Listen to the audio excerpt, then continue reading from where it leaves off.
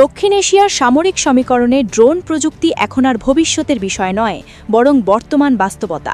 আধুনিক যুদ্ধে ড্রোন কেবল নজরদারির মাধ্যম নয়, বরং যুদ্ধক্ষেত্রের ফল নির্ধারণকারী একটি গুরুত্বপূর্ণ উপাদান। এই প্রেক্ষাপটে বাংলাদেশ ও চীনের যৌথ উদ্যোগে সামরিক ড্রোন উৎপাদন কেন্দ্র স্থাপনের আলোচনা সামরিক বিশ্লেষকদের দৃষ্টি আকর্ষণ করেছে। প্রাপ্ত তথ্য অনুযায়ী প্রস্তাবিত এই ড্রোন ফ্যাক্টরিতে কেবল মেল শ্রেণীর ড্রোন নয়, বরং লয়টারিং মিউনিশন বা পরিচিত ভাষায় কামিকাজি ড্রোন উৎপাদনের সম্ভাবনাও বিবেচনায় রয়েছে।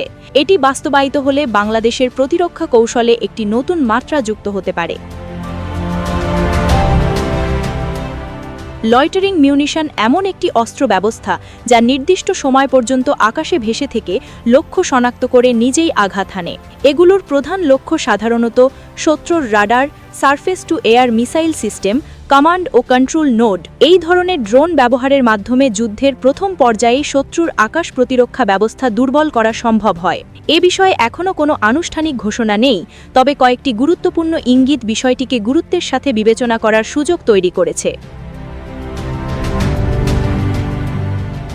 গত বছর বাংলাদেশ সেনাবাহিনীর প্রধান সহ একটি উচ্চ পর্যায়ের প্রতিনিধি দল চীনের ASN ড্রোন উৎপাদন কেন্দ্র পরিদর্শন করে। সেই সফরে ASN-31 সহ একাধিক লয়টারিং মিউনিশন সিস্টেমের প্রতি আগ্রহ দেখানো হয় বলে বিভিন্ন প্রতিরক্ষা সংক্রান্ত সূত্রে উল্লেখ করা হয়েছে। সাধারণত এ ধরনের সফরকে সামরিক পরিভাষায় ক্যাপেবিলিটি ইভ্যালুয়েশন ফেজ হিসেবে ধরা হয়, যেখানে সরাসরি ক্রয়ের আগে প্রযুক্তি, সক্ষমতা ও কৌশলগত উপযোগিতা যাচাই করা হয়। চীনের আরেকটি কামিকাজি ড্রোন সানফ্লাওয়ার 200 এই আলোচনাকে আরও গভীর করেছে। উন্মুক্ত সূত্র অনুযায়ী এই ড্রোনটির সম্ভাব্য রেঞ্জ প্রায় 1500 থেকে 2000 কিলোমিটার। এই রেঞ্জ তাত্ত্বিকভাবে দক্ষিণ এশিয়ার বিস্তৃত অঞ্চল কভার করতে সক্ষম। তবে এখানে একটি বিষয় স্পষ্টভাবে উল্লেখ করা জরুরি: বাংলাদেশ এই ড্রোনটি নিচ্ছে বা নেবে এমন কোনো নিশ্চিত তথ্য নেই। বর্তমানে এটি কেবল একটি প্রযুক্তিগত রেফারেন্স হিসেবে আলোচনায় রয়েছে, যা দেখায় চীন কী ধরনের সক্ষমতা অর্জন করেছে। ইরানের ড্রোন মডেল বলতে বোঝানো হয় স্বল্প খরচে দেশীয় উৎপাদন, বড় সংখ্যায় মোতায়েনযোগ্য প্ল্যাটফর্ম, আকাশ প্রতিরক্ষা ভাঙার সক্ষমতা। বাংলাদেশ যদি চীনের সহায়তায় এ ধরনের উৎপাদন কাঠামোর দিকে এগোয়, তবে সেটি মূলত ডিফেন্সিভ ডিটারেন্স কৌশলের অংশ হিসেবেই দেখা হবে, আক্রমণাত্মক নীতি হিসেবে নয়। আধুনিক যুদ্ধের প্রথম কয়েক মিনিট সবচেয়ে গুরুত্বপূর্ণ। এই সময় লক্ষ্য থাকে শত্রুর নজরদারি ব্যবস্থা অকেজো করা, রাডার ও যোগাযোগ ব্যবস্থা বিঘ্নিত করা। লয়টারিং মিউনিশন এই পর্যায়ে গুরুত্বপূর্ণ ভূমিকা রাখতে পারে। বিমান বা পাইলট ছাড়া দূর থেকে শত্রুর গুরুত্বপূর্ণ সেন্সর ধ্বংস করা সম্ভব হয়।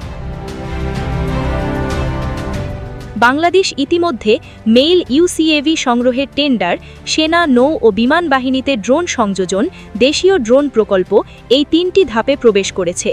এর সাথে যদি লয়টারিং মিউনিশন যুক্ত হয়, তবে আকাশ রক্ষার কৌশল আরও লেয়ার্ড এবং প্রযুক্তি নির্ভর হয়ে উঠবে। এই কথাটি শোনাতে নাটকীয় হলেও আধুনিক যুদ্ধ বাস্তবতায় এর ভিত্তি রয়েছে। একটি সফল রাডার ধ্বংসকারী ড্রোন পুরো আকাশ প্রতিরক্ষা নেটওয়ার্ককে অকেজো করে দিতে পারে, তবে বাস্তবে এটি সবসময় এক আঘাতে শেষ হয়ে যায় এমন নয়, বরং এটি একটি বৃহত্তর কৌশলের অংশ।